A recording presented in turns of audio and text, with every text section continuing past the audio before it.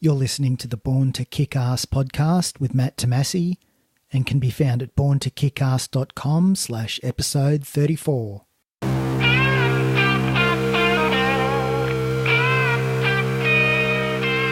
Welcome to the Born to Kick Arse podcast, where you're introduced to the most fascinating people on the planet. Learn the ingredients of greatness that you can apply to your life. And now your host, Matthew Tomasi.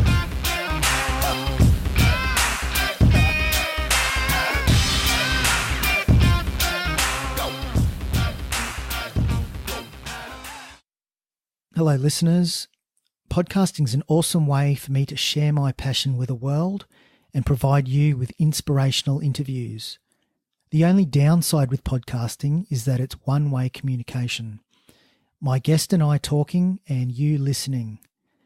Now is the time for me to start building a kick-ass tribe with people like you. People who listen to my podcast, people who hear where I'm coming from, people who want to improve themselves and want to kick ass in life. Let's start building a relationship. To get the ball rolling, I need you right now to head to my website, borntokickarse.com, and sign up for my free newsletter. Once again, that's borntokickarse.com. Once you've signed up, I'll be able to find out from you what you want to improve in your own life, whether it's creating your own website or launching a podcast, or you want to improve your health, or you want to set and achieve big goals, or whatever it may be. Sign up now. I'm looking forward to connecting with you.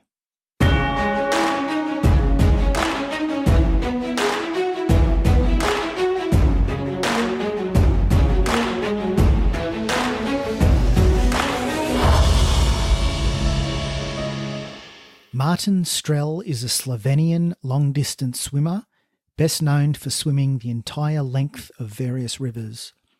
Martin holds numerous Guinness World Records and has conquered the Danube River in Europe, 3,004 kilometres, the Mississippi River in America, 3,797 kilometres, the Parana River in Argentina, 1,930 kilometres, the Yangtze River in China, 4,003 kilometres. In this interview, Martin talks about conquering the longest and most dangerous river on Earth, the Amazon River, which is 5,268 kilometres. Enjoy the interview. Hi, Martin. Hello. When you popped up on Skype just now, I just brought up your Wikipedia page and I was just going through some of your achievements. How long have you been swimming for? Yeah, now it's 38 years I've been professional. Since 78, so 22, 36 years gonna be. Yeah, it was already in July, 38 years. How did you get into swimming? Were you always a swimmer growing up? Yeah, because I'm a musician. I'm a professional guitar player. I finished university for classical guitar. But then I accidentally met one Croatian guy, Veljko Rogošić, who was that time the toughest swimmer on the planet for World Cup swimming. Everything. Great marathon swimmer. And we started communicating about this. He said, you could be good professional swimmer. And I didn't know anything about to be professional swimming for money, to get money, where to swim, what to swim. And he said, just put signage here. And 3 weeks later, I swam Capri Napoli. Capri Napoli in Italy. That was final game for 16 best swimmers. I was guest and 8 women that time. And that was my beginning, 78. And then I'm still on. So were you like doing swimming around that time anyway? Like, just sort of for fun? Yeah, no, that was that time. At the beginning was for fun, everything for fun. Later was pretty serious, even doing, because it's totally different in my mind. Everything what was 20, 30 years ago. Every swim was that time very, very serious because I didn't have any experiences swimming with animals, ocean, river, lakes. So experience with wind, with rain, even people, what team, how many people to be with. But every swim was new lesson for me at that time. And I was doing like step by step. Every swim was longer, tougher. And with these experiences, then you can make a little more. Yeah. Now, you've swum some incredible distances, a lot of rivers in particular. You've done the Mississippi River, which is around 3,885 kilometers. The Parana River in Argentina, about 4,000 kilometers. Yeah, Parana, very tough swim, yeah. The Yangtze River in China, 4,000. Now, the big one you've done, which I want to really talk about, is the Amazon River. It's about 5,268 kilometers. So you swam the length of that. Yeah, what is still possible to swim, to be safety, because this river is very, very powerful, and this confluences with many another big rivers. So this is a little risky, sometimes even too risky. Even boats can sink over there, and you have to be a good swimmer with good experiences, and you need good team, good local people around you to survive every day. Is because not just water, very powerful water, because when you swim the Amazon, everything is against you, even people on your boat, because my team is so big, and you never know, in these indigenous tribes, pirates, tropical diseases, parasites, animals. Amazon is Amazon. Only Amazon is very, very special river. Like, everything is against you, and most dangerous fish on the planet you can see inside. You have to be like a scientist before you jump in the river like that. You have to really know a lot if you would like to survive. You can't be lucky every day. You can have luck 2, 3, 4 times, but not every day, because this river is too big and too many animals. Like America, like Australia. Australia is big country. America is big country. Everything is big. And for me, when I sort of try and get my head around thinking of the Amazon River, the distance itself is incredible, but the thing that really sort of frightens me is all the animals in the river. What sort of animals was that a factor in your decision to swim this river? Were you scared at all of piranhas and other stuff that's in the river? I was there when I was sitting at home, first time thinking about the Amazon swim. I said by myself, I'm going to try to do this. And I was there 3 times before to check everything at the beginning till the end. I was told everywhere, Martin, don't do this. Nobody's swim here. You're going to die here. This is too dangerous. This river, so many animals. We even don't know what the name of these animals are. And I was thinking a lot, and the second time it was in my heart already, achieving the impossible. To reach something what is really impossible was for me, even though I swam Parana between Brazil and Argentina, what was very tough swimming with piranhas. But Amazon is totally different. Swimming with anacondas and this kangaroo, these small crazy fish. Lots of piranhas, even though I met piranhas on the Parana River too. I was bitten a couple of times too. And this fish, small with electric shock called kuhu, can kill anybody.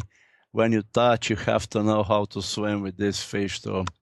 You have crocodiles, snakes, spiders, scorpions, malaria, dengue. This is okay. But swimming with these animals, small animals are more dangerous than big in the Amazon. In this murky, muddy water, you can't see anything what is under the water.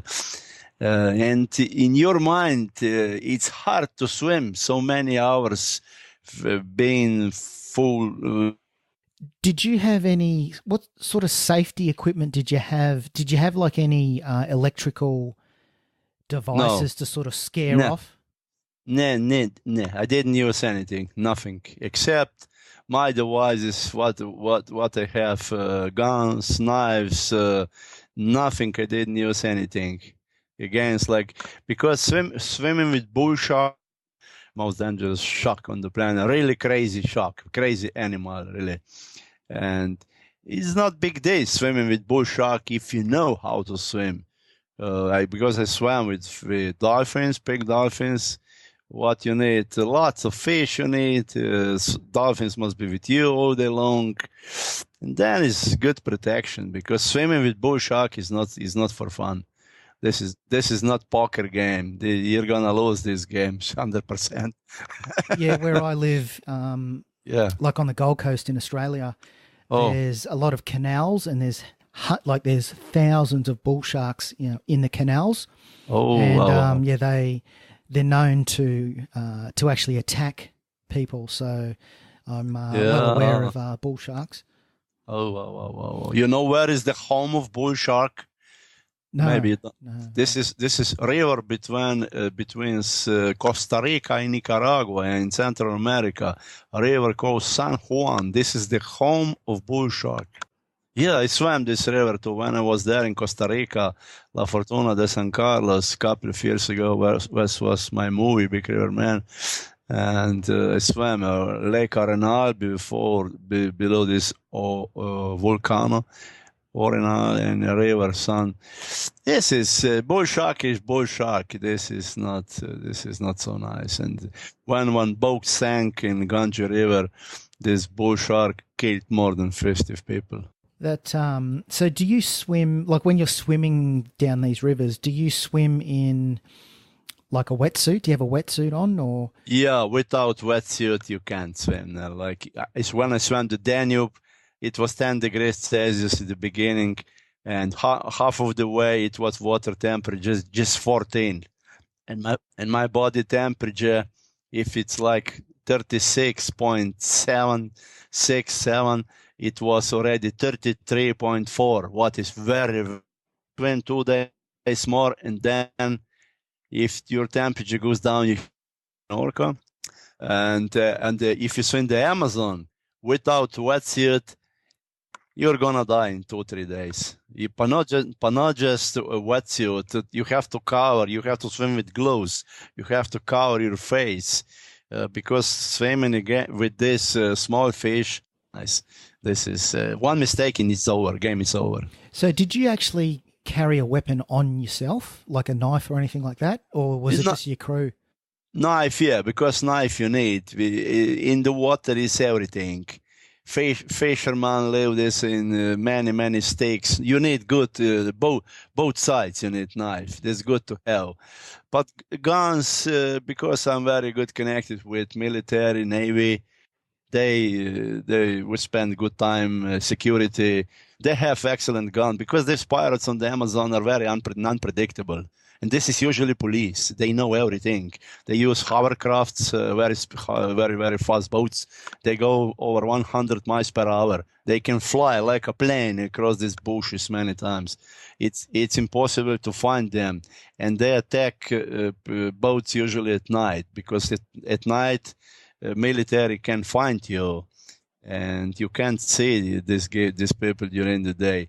And when you stop the boat, they have GPS, they check your position, because after sunset it's humid very high, and it's like because river is like an ocean.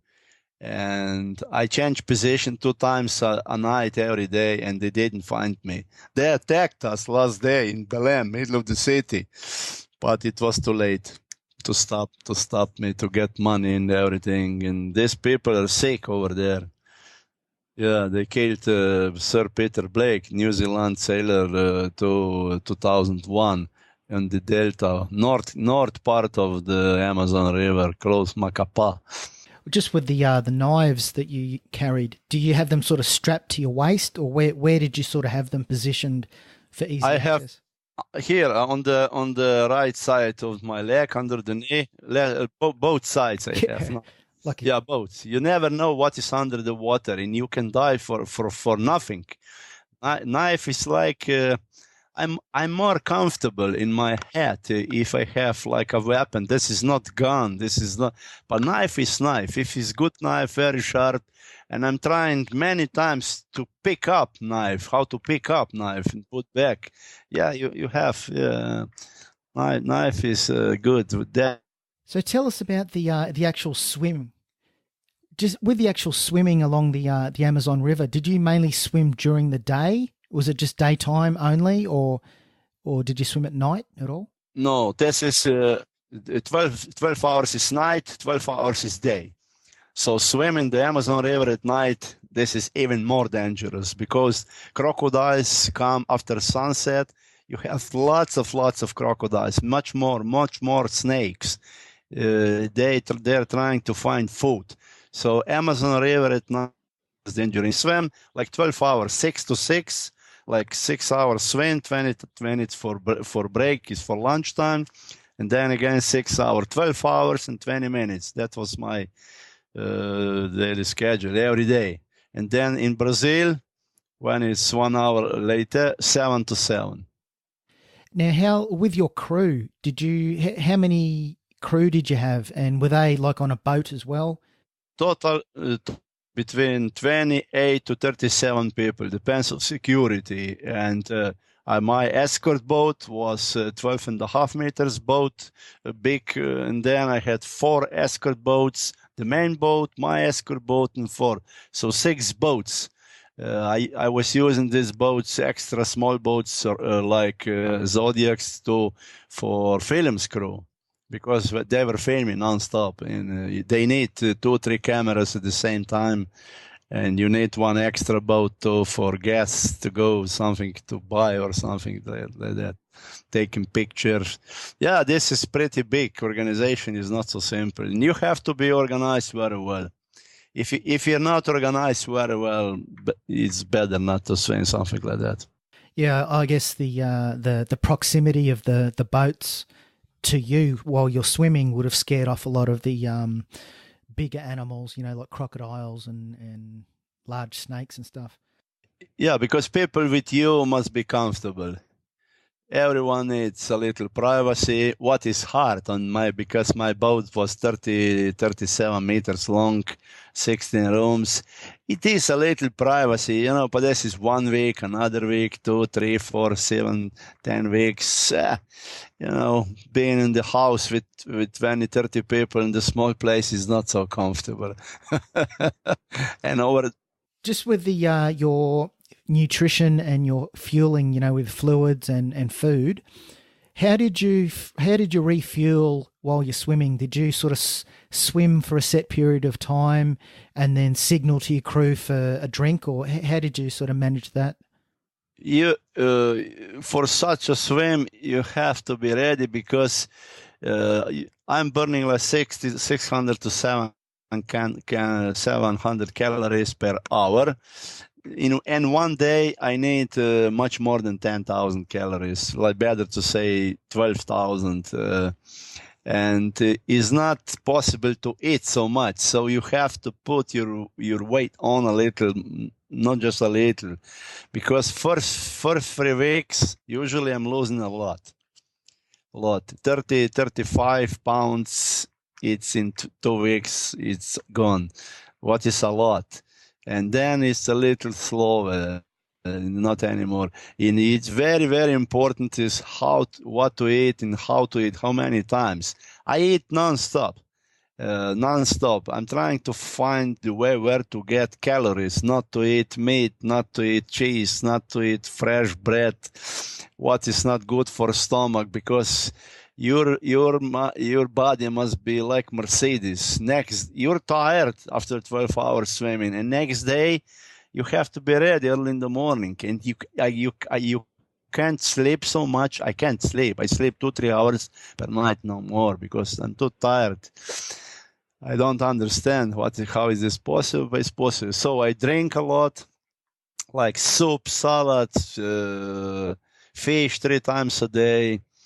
I mix with wine, juice, what is possible to find in the Amazon area, a lot of fruit, very good. These indigenous tribes, they spend with us every day. They care about fresh food, fresh fish, and kitchen is very, very important part of everything. But you can eat whatever you like. I was losing weight non-stop. It was by the end over 50 pounds different.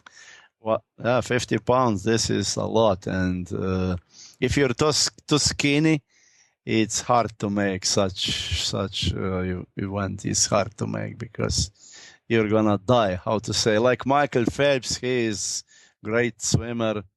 In other swimmers from South Africa, Australia, you have all over the planet lots of very good swimmers, very fast.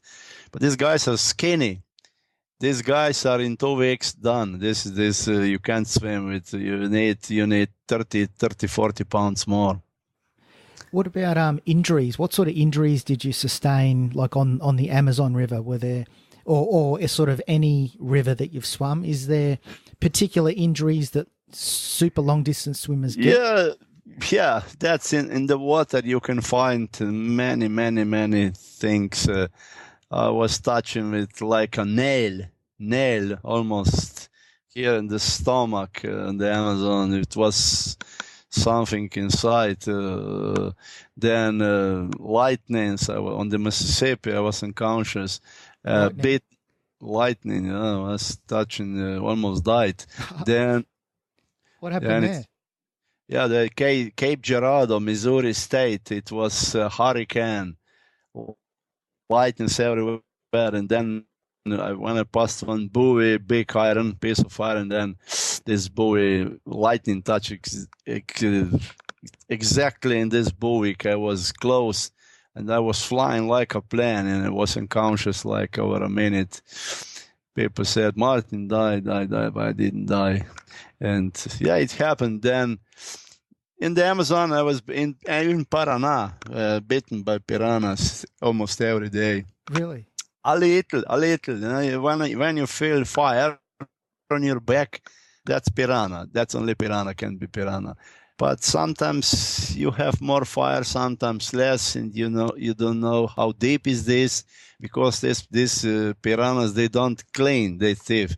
They have lots of parasites inside, and could be gangrene later too. And so it's good to have medical team with you to clean you a little this later. Not later, pretty soon, the same day. I saw I saw some footage of you on YouTube, and you were interviewed in a UK TV, I think it was a TV show, and you showed a scar where you were bitten by a piranha on your back. And back, yeah. That was a little more deeper. I was in the hospital later to clean me this, not to get gangrene or something like that. This swim like that is not for fun, but it's not just. I was in the hospital to clean my blood because it was so many parasites in my blood. Like dengue fever was in my blood too. It didn't develop. What is still big secret for scientists? Or every 100 million. I'm only one example on 100 million people. Why dengue didn't develop? We don't know. This you can get by mosquitoes like malaria, and it was I had different parasites, and I was working very good with medical center in London and Slovenia, and after 1 year and a half, my body was ready again. Yeah, this is good when you come home from places like that.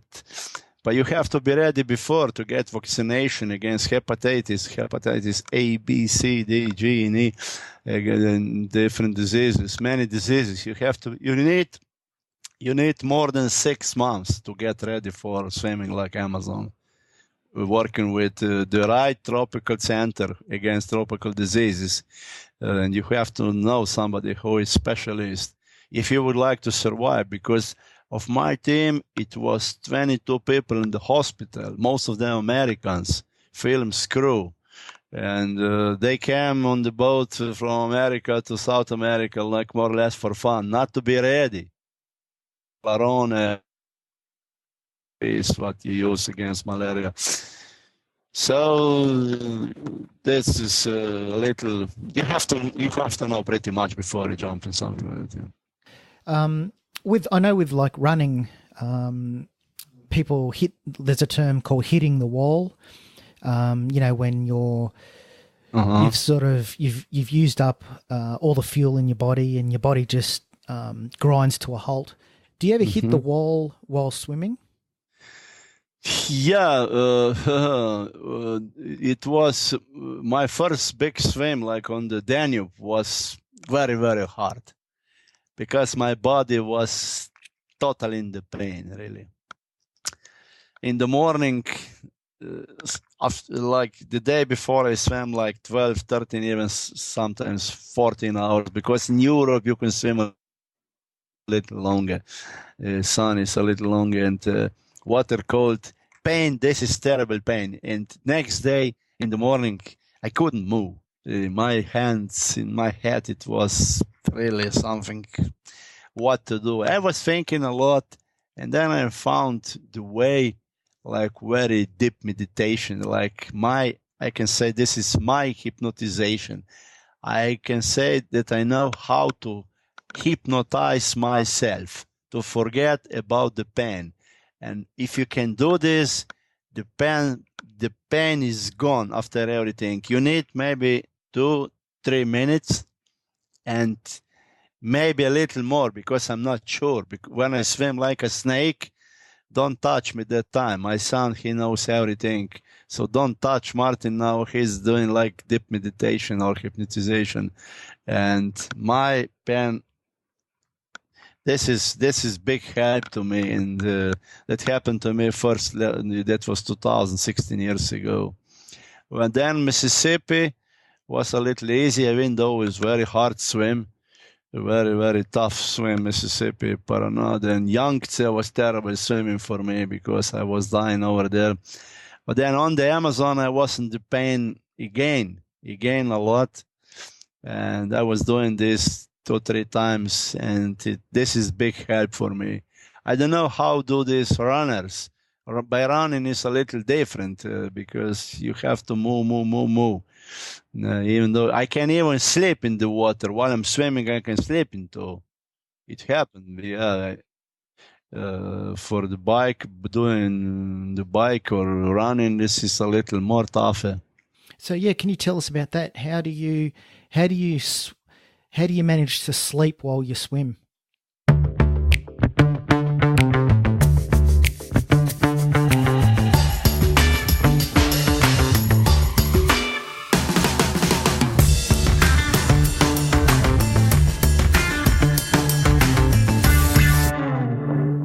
G'day guys, Matt here. This podcast is a labour of love, and all episodes are researched, scheduled, edited, created and promoted in my spare time. Typically, after an episode has been recorded, it can take another 3 hours of post-production activities to get the final cut.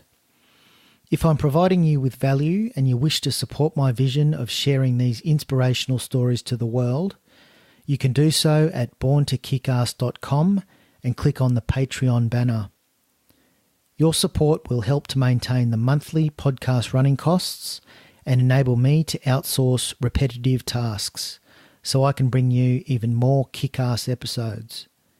Once again, if you want to support me in producing this podcast, head over to borntokickarse.com and click on the Patreon banner. You can't miss it.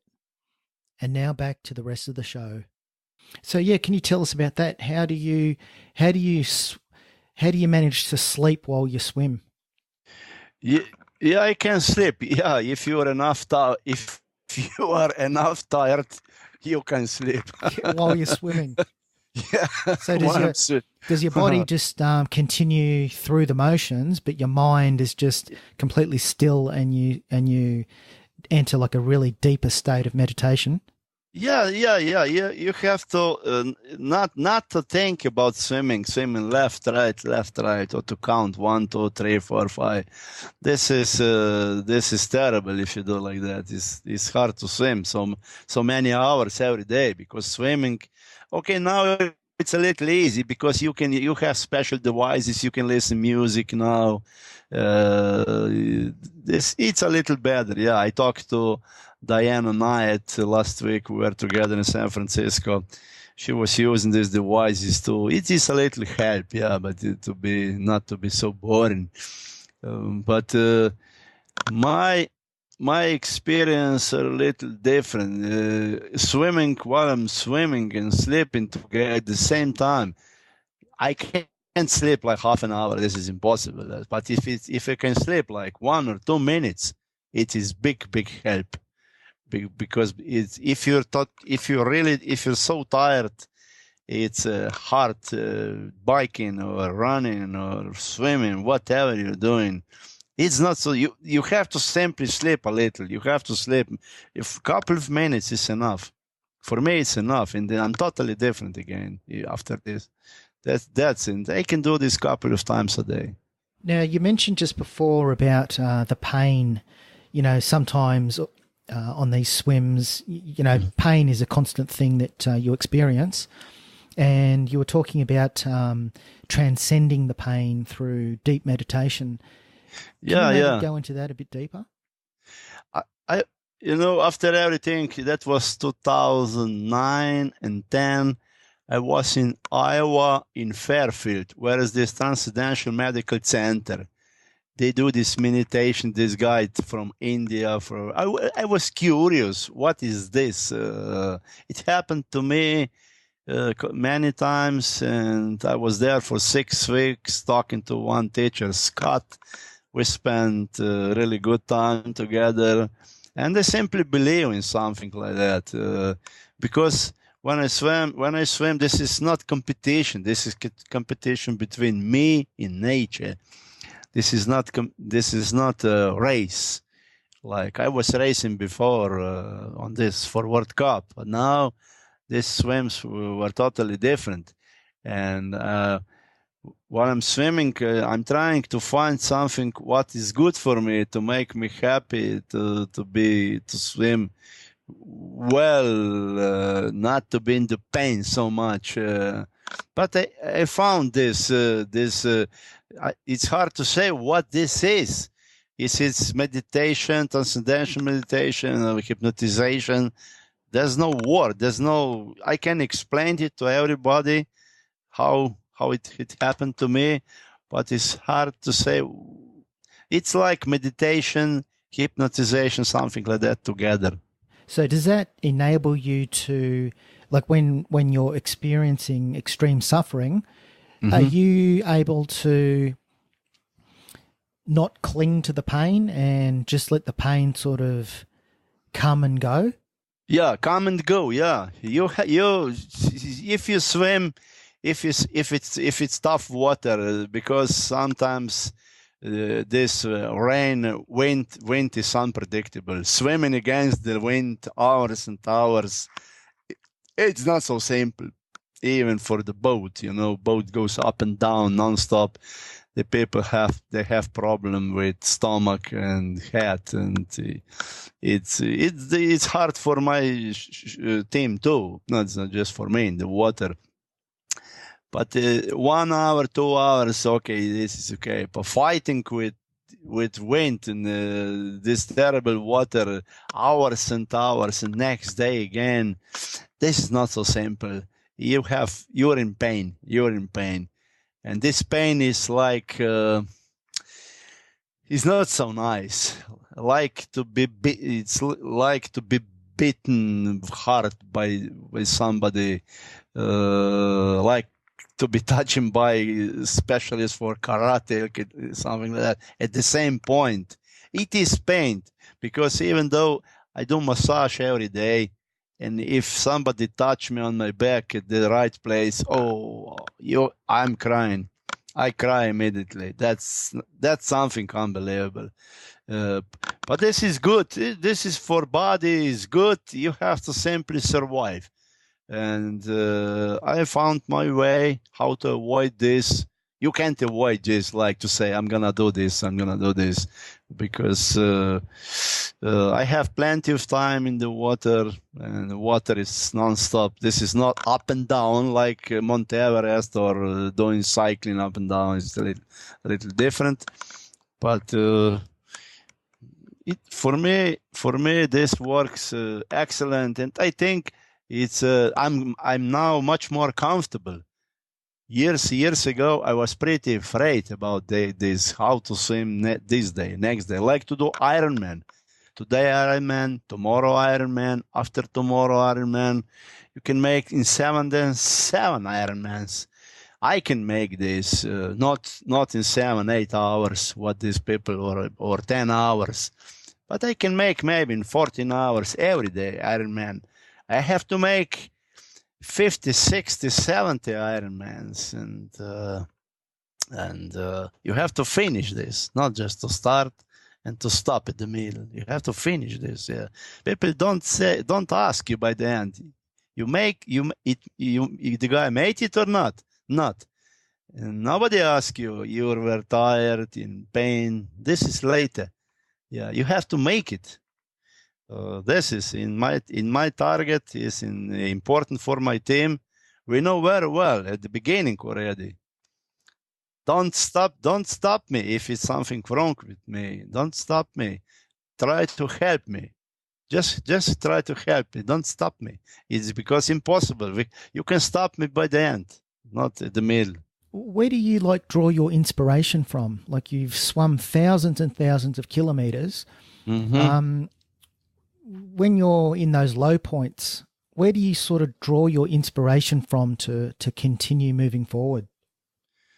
Yeah, well, at the beginning, I swam in the swimming pools, then I swam World Cup. When I swam World Cup, I was thinking a little different, to swim every race maybe 2 times or even 3 times. I was trying to do something different. And then after war in Yugoslavia, that was before New Millennium 2000, I decided to swim with my slogan, swimming for peace, friendship, and clean water. To do something good, swimming across 10 countries, included Serbia, where was war. Was a little afraid, but we spent great time. So that was New Millennium, swimming for peace and friendship, and especially clean water. That was cyanide. In Serbia too, inside, the cyanide killed completely what it was inside, all the fish, everything died. And for another 20 years, it's like a desert, the middle of the river. And then Mississippi, I swam after 9/11, after terrorist attack against terrorism. And Parana is one of the cleanest rivers on the planet. You can drink straight from the water. This is really, really green water. Sometimes it's yellow too, depends on the water level. But when it's river normal, it's beautiful river. Although Iguazu Falls, Cataratas, when you see this river. And then Yangtze, this is that river. Pollution is 100% that river, like Ganges in India. Before Olympic Games, so swimming the Yangtze, this is not for fun. Swimming is tough, but you have to be ready against this pollution, parasites, diarrhea, terrible traffic, Chinese. It's good people, but Yangtze, swimming first 3 weeks, I was swimming 30 to 40 rapids between class 3 to 5, even 5 plus, what in America is 10. This is swimming for my team was crazy, rough team. I was dying every day, first 3 weeks. And then finally Amazon, like against deforestation, because we have to understand that Amazon rainforest, this is not just Brazilian rainforest, this is our rainforest, precious rainforest, where it's possible to find many cures for very dangerous diseases today. And this is the air, 40 to 50% what we breathe every day. This is Amazon rainforest. So if you understand this, that we have to save this precious part of the world, then it's a little easier. Because if you go middle of the road asking people, what does it mean, this Amazon rainforest? Some people, or maybe most of the people would say, oh, we don't care about these indigenous tribes and Indians, everything. What is not correct, sure. And they need explanation. They must understand. That's the reason why they, one year later, they open Amazon International Fund, whose target is $23 billion. And Jens Stoltenberg, Norway Prime Minister, who was that, now is General Secretary for NATO now, before was Premier Norwegian. He's pledged first day $1 billion.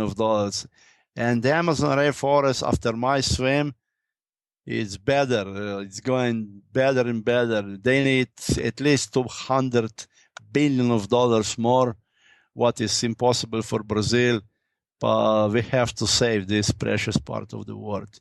And if you understand this, that is a little easier. So you can say, okay, I'm going to swim 2 months and a little more to do good promotion. You have to do promotion when I swim such an event. People follow me, and a lot of people don't know what I'm doing, what I'm swimming so most dangerous river, why I'm dying every day. It's true, I'm dying every day, but I'm still okay. I risk my life, but I made a history. Of all the rivers that you've swum, what's been your proudest moment in your swimming career? Yeah, that's so many. Oh, well, I don't know what to say in this question. Is there any one that sort of you've suffered tremendously and managed to overcome that possibly was up there in terms of like a proud achievement? Or it is relative. They're all hardcore.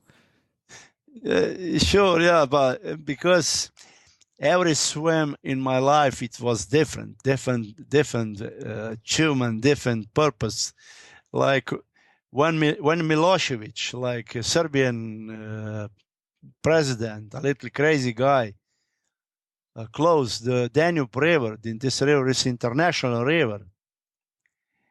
When I came in Serbia, that was Novi Sad, boat, middle of the bridge, and said, what does it mean? This is international river. This is not your river. How you can block? Because this boat must go from Black Sea, Romania, to the North Ocean, Germany, Austria. Then it's hard to understand. But you have crazy people all over the planet, like North Korean guy. He's a little crazy too, but this is okay. It's a little different story. But and then, for example, Mississippi. I was there 3 weeks before 9/11, and I flew back home. I came home 2 days before 9/11. I was watching TV. I didn't know what's going on TV, and then I called police. What movie is this? What's going on in New York? You don't know? Terrorist attack. Wow, unbelievable. 4 days after 9/11, I flew back to Minnesota to organize Mississippi Swim. So it was something in my head very deep. Immediately, you have to finish that.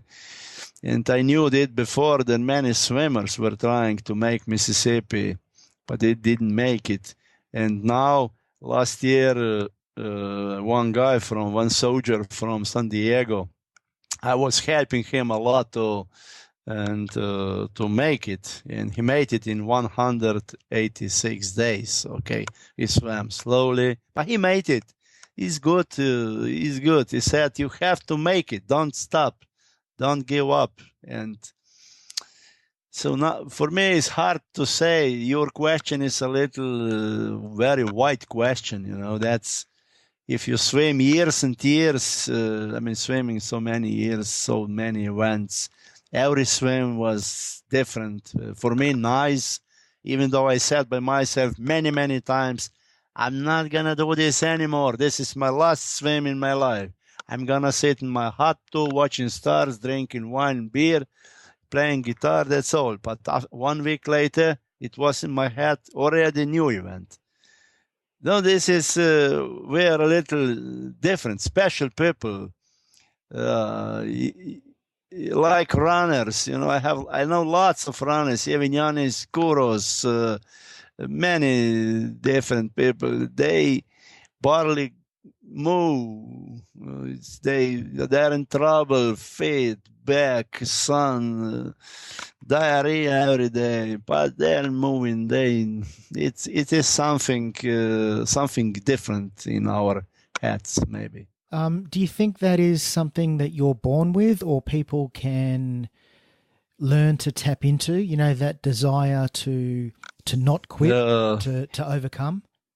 If I say seriously, when I was a kid, less than 10 years old, I swam up and down, only me. Nobody swam up and down like 500 meters up river, 500 meters down river, again back. The people said many times, what's wrong with this small guy, very skinny.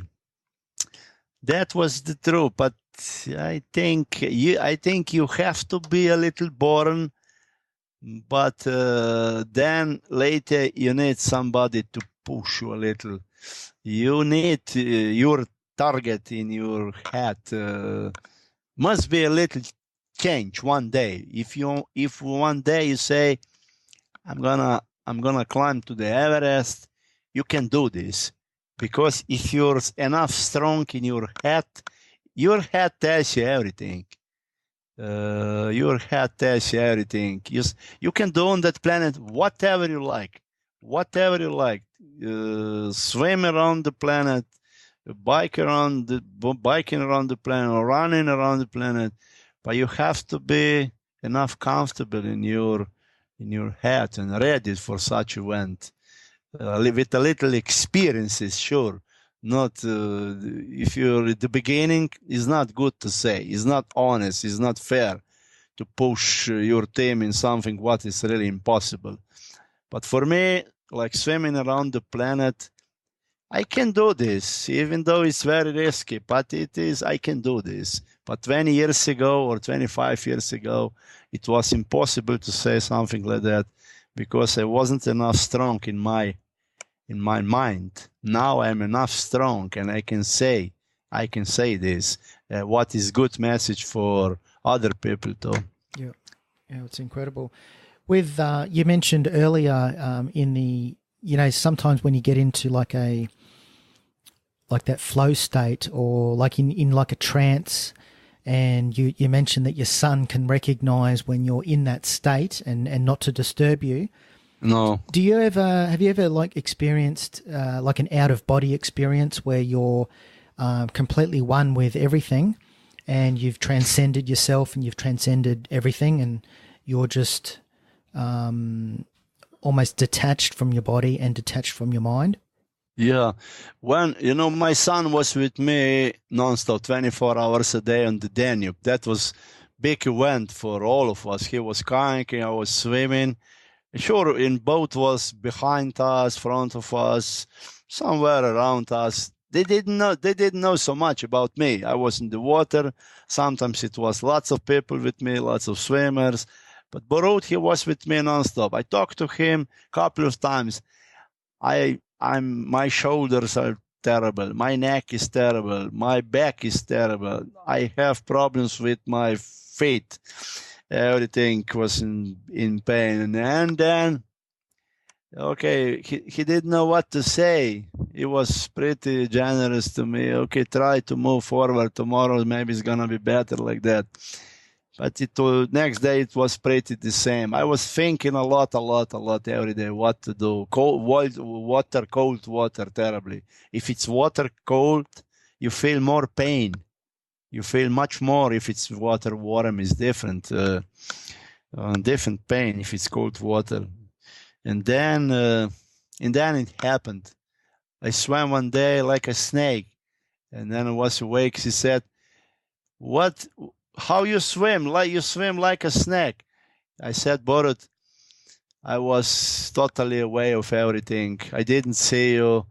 Don't touch me when I'm doing something like that. This is big, very deep meditation, like hypnotization. And how do you feel now?" "Borut, I'm totally new now. I don't feel any pain. I'm like a brand new." Yeah, that's pretty. It's incredible to hear that. Like, the level of, I guess where you go spiritually, in that state. It's quite impressive. Uh-huh. Now, if you could make a phone call to the 20-year-old Martin Strel and give him some advice, what would you tell him? 20 years old? Yeah, depends what target this guy he has. I would say, I don't know what targets. With 20 years old, you could be already Olympic champion, good athlete, good runner, swimmer, whatever. But if you have a big target in your head to do something big, my first question, how many experiences you have? What events you made till now? Do you understand this? If it's a little answer suspicious, everything, I would say do step by step. You are maybe the right guy for something like that, but you, in your mind, you're not enough strong. And if you're not enough strong in your mind with not so much experiences, you're not gonna make this. You waste time, and you're gonna lose this fight. I can talk to people a lot about this because it's very important. I talked to Diana Nayet to how to swim across Cuba, Florida, how to make it. Well, after fourth attempt, she didn't make it. We met in Los Angeles, and I talked to her about how to organize this, and she's listening. That's good, because a lot of people don't listen in you. They are very stubborn, and if you would like to make big event, you have to be patient. You have to listen in somebody, and then you have to try. And everything together can make something good. Just on success, how would you define success in life? Yeah, life is simple if you understand everything. For me, I'm saying my life is for fun now. Sure, it's for fun, even though I'm doing pretty serious things still. But by this experience, what was in my life till now, it's now for fun, because I understand everything. I enjoy life while I'm swimming, while I'm doing this. Years ago, it was everything serious. Can you imagine swimming with sharks, with dangerous, like if you go in Australia around Barrier Reef, it's my target to swim around Barrier Reef. Barrier Reef is not for fun. Swimming with this irukandji, sea crocodiles, sea snakes, and it's one mistake and it's over. Game is over. So crocodiles can attack you. The sea crocodiles are crazy, like bull shark. And you can make it if you're ready in your mind. Crocodiles, all these animals, they are not against you. They don't like fighting with you. They are not around the barrier reef to be like food for them, to waiting on you to come there. And if it's I swim with sharks, white sharks, whatever we have on that planet. We swim together, like a couple of meters different. We swim together. I'm not afraid, because I have good relation. I can say I have good relationship with this, but they know everything about you, because these animals are much more smarter than we are, than any human is. They have excellent feeling for different animals, different purpose, and they are like kings, middle of the nature, middle of the water, and you can't fight with them. You are just part of everything. Be friendly, not be aggressive, and don't be afraid. Don't cry, don't call. Just swim and go on with your life, with your swims. And they won't attack you. Me, till now, by my experience, they didn't attack me till now. And but to do something like this, because when people say shark, they immediately call shark, shark. It's immediately like a fire middle of the water. Don't do this. This is food for shark. Sharks got crazy immediately. No, not just one. Could come another ones. Could be group of sharks then. And could happen something terrible. Yeah, you can swim with sharks. Like me, I swim with piranhas. They enjoy swimming with me. They enjoy, but sometimes they're trying to bit you a little. Try what is this wetsuit? What is Martin? It's good to eat something. If they feel blood, they get crazy immediately. Like Irukanji, most dangerous fish on the planet. It's very aggressive in urine. If they feel urine, they get crazy. They swim 40 miles per hour. They jump, not swim. You can't swim so fast, but they jump, and it could happen immediately, something terrible. So it's good to know everything, what's going on today on the planet. You can't know everything, but it's a lot. I know a lot.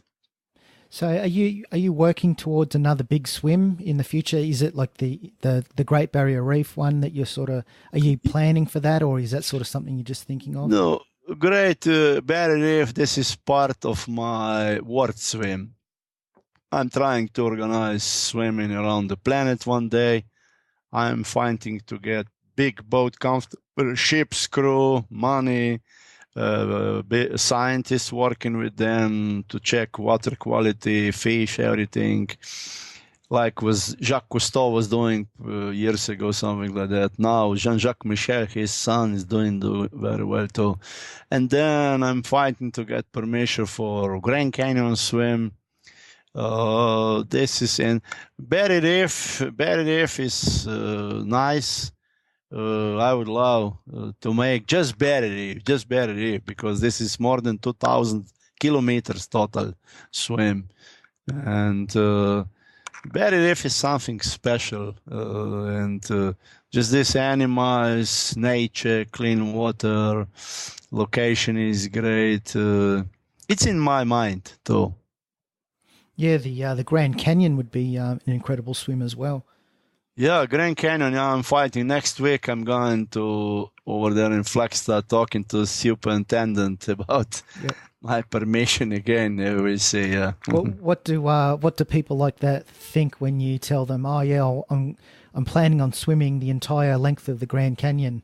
What do people say, or what's their reaction? They don't believe this because you have 175 rapids between 1 and 10. 3 times is like between 8 and 10. Lava is crazy.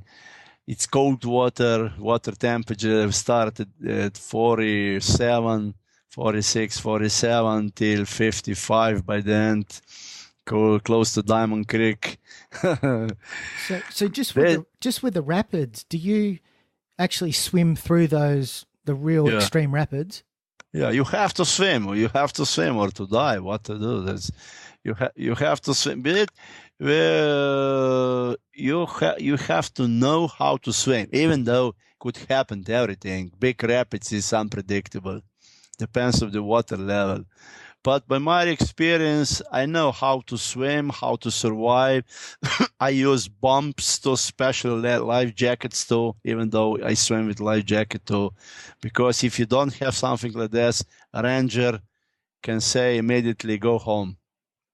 This is security, what you use, not just for myself, for the rest of the team too. Everyone needs.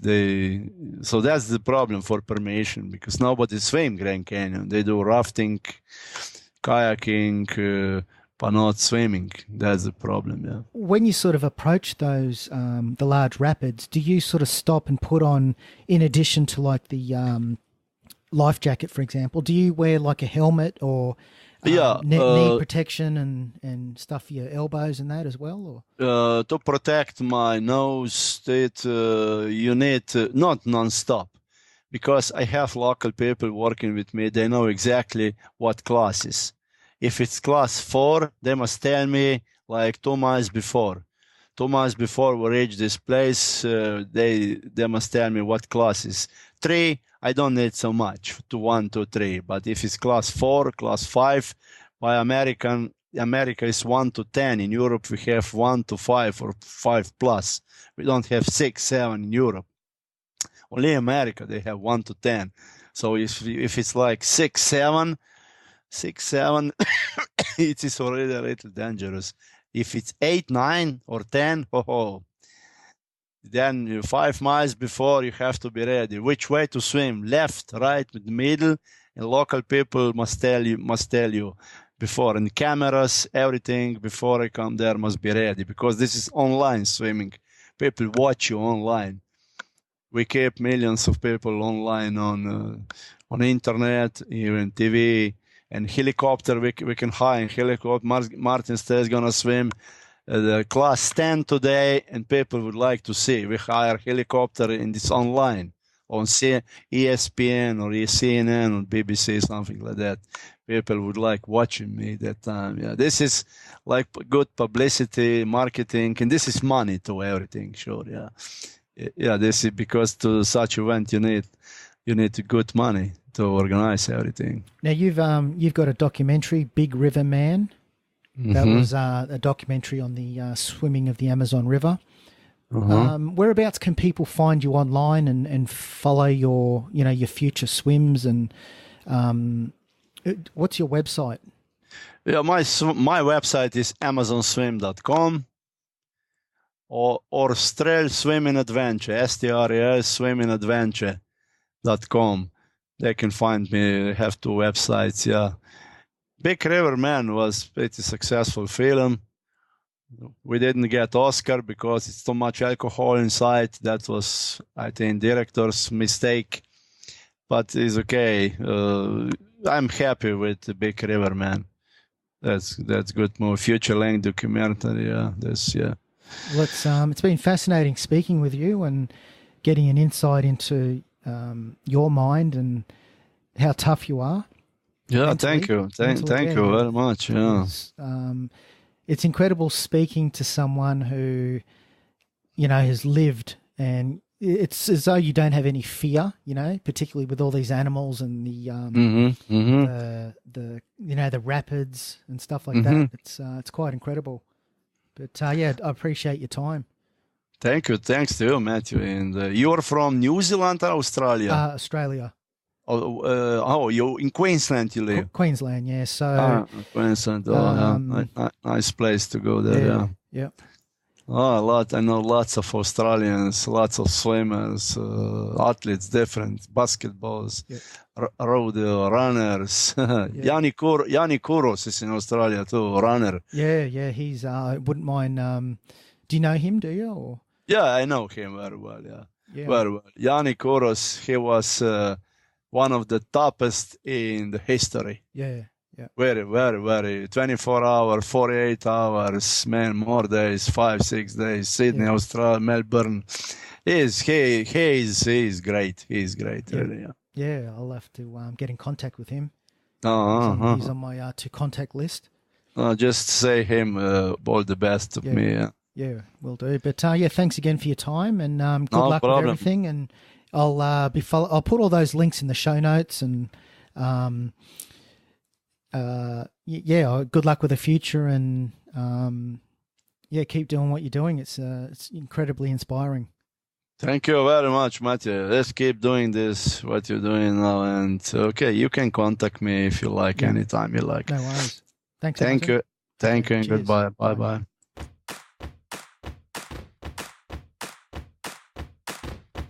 You've just been listening to the Born to Kick Arse podcast at borntoKickArse.com. If you liked what you heard and want more, please subscribe on iTunes. Give a 5-star rating and a Kick Arse review. This really helps to boost our presence and continues to allow us to introduce you to the most fascinating people on the planet. Welcome aboard, and catch you next time.